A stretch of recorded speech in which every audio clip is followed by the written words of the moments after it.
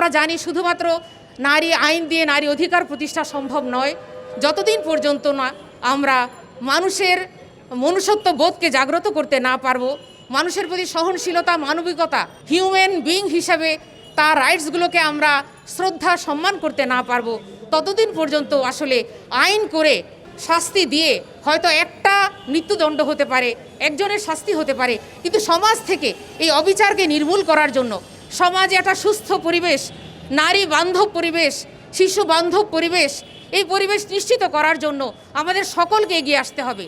আমাদের সোসাইটিতে এই নৈতিকতা, ভ্যালুজের যে অবক্ষয় হয়েছে, মূল্যবোধের যে অবক্ষয় হয়েছে, সেটা আমাদের স্বীকার করতে হবে। পুরো সমাজকে সচেতন করতে হবে। মানবীয় সমাজে রূপান্তরিত করতে হলে নৈতিক শিক্ষার বীজ এখানে বপন করতে হবে, কারণ নৈতিক শিক্ষা ছাড়া, মোরাল ভ্যালুজকে উজ্জীবিত করা ছাড়া এই অবস্থার উন্নয়ন সম্ভব নয়।